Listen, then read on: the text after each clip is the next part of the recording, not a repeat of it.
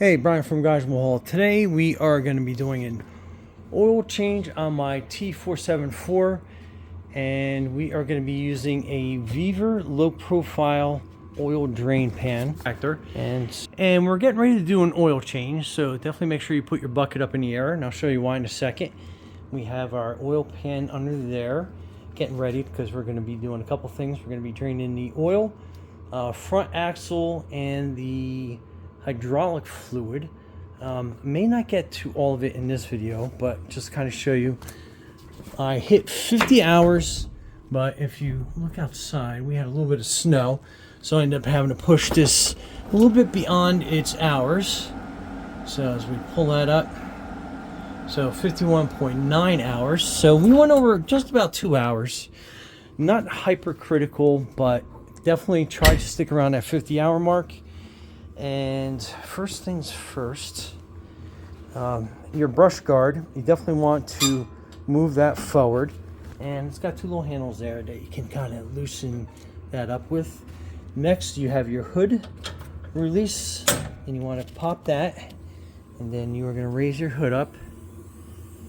And if you're just watching this video to find out a little bit more about TYM, this is all the components. So that is your battery, your hood latch, which we just did.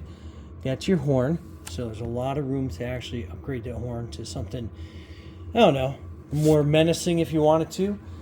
That is your air filter. Each radiator, you have one for your hydraulics, one for your motor. They have a separate screen in front that you can pull out and clean. Mine's not too bad considering the area that I'm in, but if you do a lot of hard farm work with it, you will definitely want to pull these trays out and definitely blow them out with some air. And then you have one here, and that's for the motor. And then here on this side you have a bunch of components here. So that is your compressor for the AC. Yes, I have heating and cooling of mine. That is your oil fill. That is your fuel filter line for your diesel.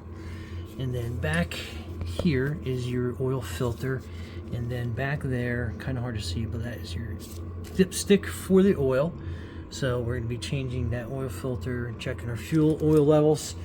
It takes 4.5 quarts roughly of the 15W-40. I'm putting that in Shell Rotella, and then obviously that is the TYM genuine oil filter. And to kind of give you a look at this, so people are always wondering why it's TYM specific, and you can kind of see that O-ring is a little bit raised, and it has a little bit of a beveled edge in there. Kind of hard to see, trying to get it as best as I can on camera, but just to kind of give you an idea. When I take the old one off, I am going to measure the threads on here and give you an idea of what that actually is for some alternative oil filter choices. But again, genuine is always a way to go. And then on this side of the TYM engine is your alternator. So it's a little one because there's not a lot of electrical components on this that are electrical, which makes this obviously a great tractor compared to some of the bigger brothers that have all sorts of gadgets and gizmos. And that is your antifreeze coolant level. So it is at the minimum. I've never looked at this while it is warm, so I'm wondering how close to the max that is, but we'll get there eventually. That is your radiator, and then your cap on that. And then again, that's your fan on the inside.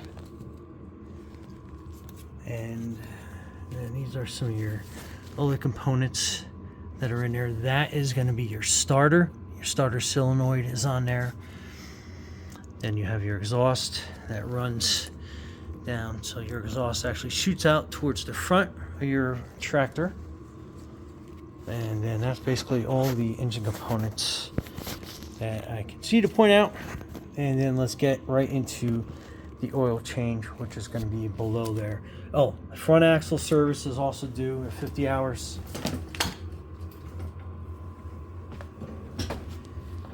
and your oil fill for that is going to be right there.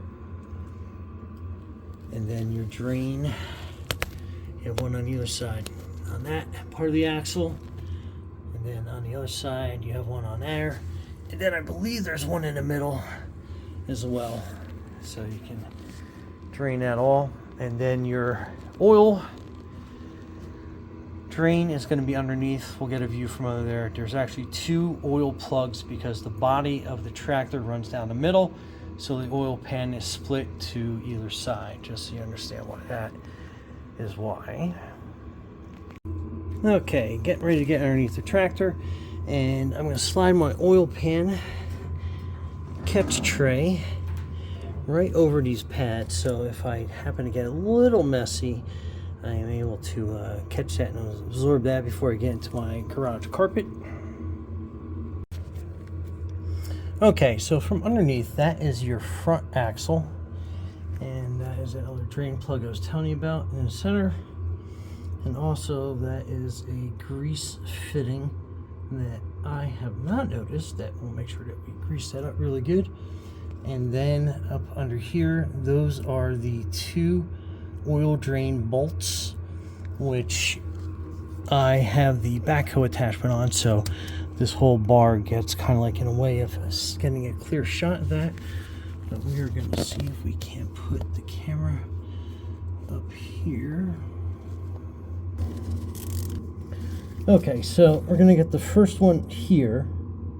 Actually, we're going to get the first one, which is kind of like behind the camera, behind the oil pan, and then we'll get the second one flowing. But it's basically a 17 millimeter, and this is the drive shaft that runs in between the oil pan, just to kind of give you an idea of how that works. Okay, so got some paint over it from the factory, so we'll get that going. So that's good. Then we'll get this other side going. And it is a tight fit on a 17. Just give you an idea. Okay.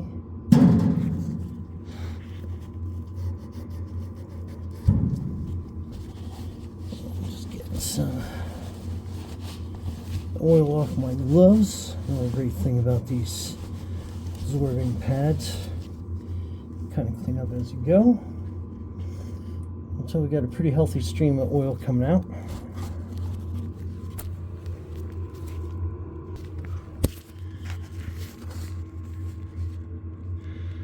So I'll give you kind of an idea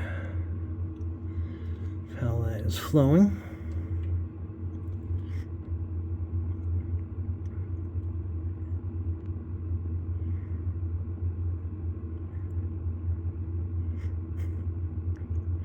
And since I did the left-hand side first, and that one is definitely almost done draining.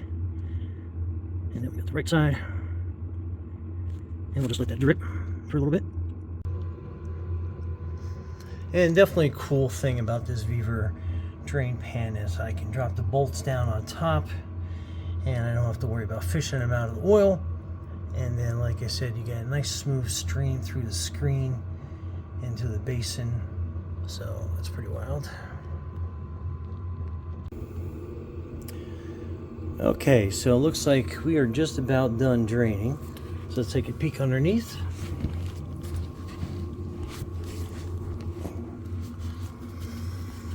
And yep, that's about as much oil as we are going to get out of there. A couple more drips. So we are going to put the bolts back in.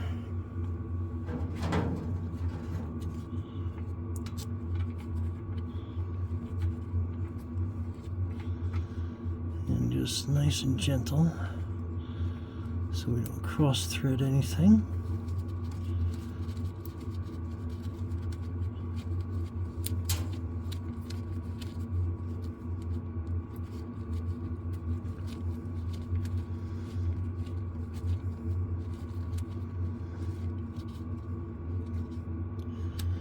Okay, that's about as far as we're going to get by hand on that side. get this one.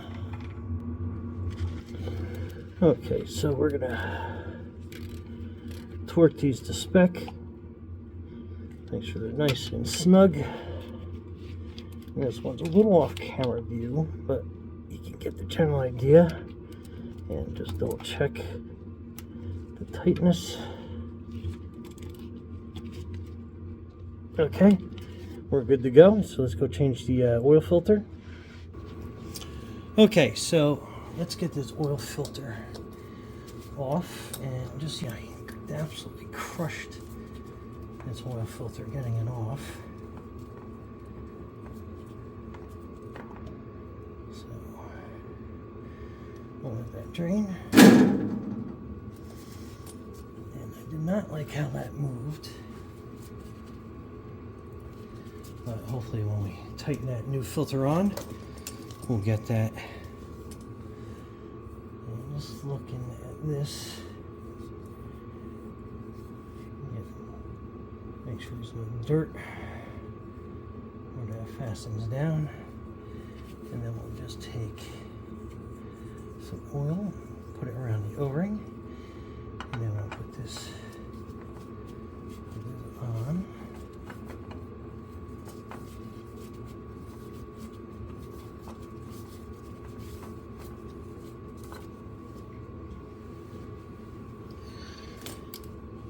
Always spill. Put it nice and snug back on. Okay, so about hand tight. Put that on one more time. Get a little bit more of a turn, and then we'll clean that up all around there. This whole housing moved. Okay, I think it's good. We'll check that for leaks.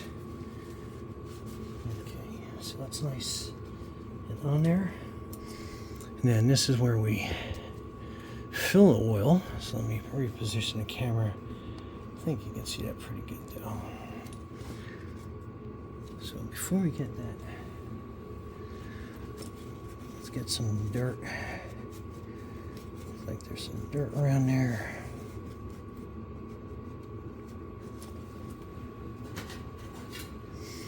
Maybe a shot of WD just to kind of get some more dirt residue off there. Okay, so that's good.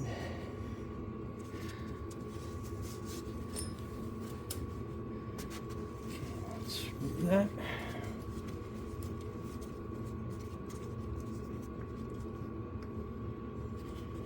Okay, and I'm going to lightly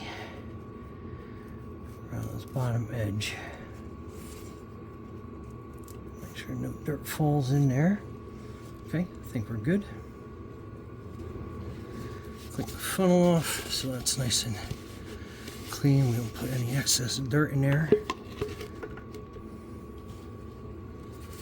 And then again, we're going to use 15W-40. So it says 4.5 quarts. So what I'm going to do is I'm going to pour about 4 in here and then see where that gets us.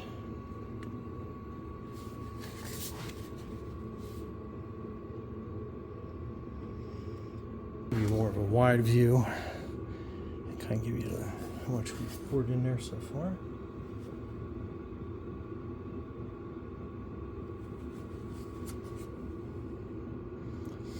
So we got about another quart to go.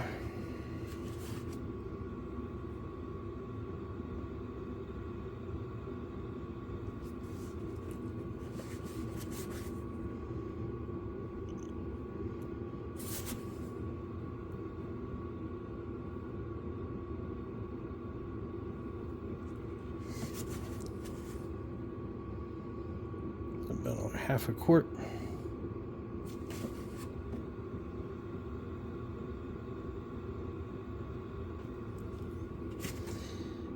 I think we're almost there.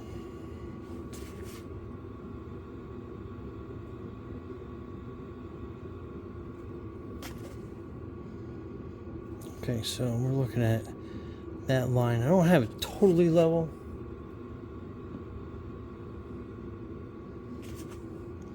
And that should get us right there. Okay. So we're going to let that drain in there a little bit. I'll grab this lipstick from the other side there. It's kind of hard to see where we're exactly at, so let's clean that off completely. Put that back in. We know it's going to take a little bit to go in there. So it's not all the way drained down. So we're going to give this a couple. So it's not all the way drained down. You can see it's not quite halfway yet. Okay, so let that drain in for another minute. And that reading looks like we're about 3/4.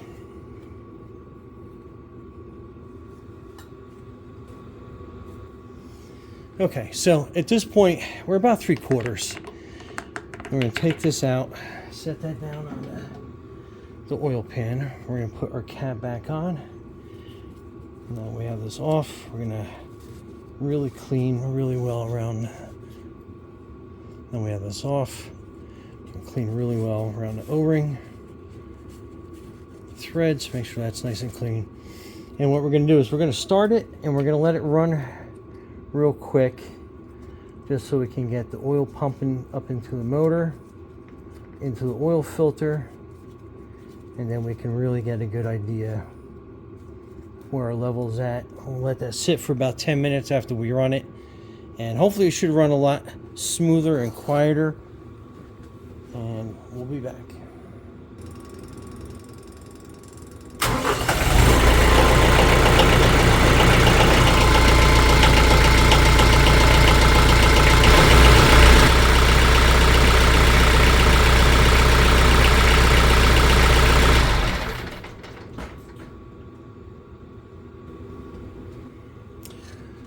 Okay, so if you heard what I heard, it got like a lot quieter after probably about like 15-20 seconds with that new oil up and circulating around. So I'm really excited to see how that's going to run once I get the cover down and outside. Kind of loud here in the garage. But anyway, we're going to let that drip down, check for leaks, and then we should be good to go, and we'll get that right up onto the dipstick where it belongs. Okay, so we got the oil cap off, and we're putting the dipstick back in. Let's see what kind of reading we get. It's all the way down, all the way up. So we are not quite halfway. So I'm going to add the rest of the oil in there. We'll see how we get.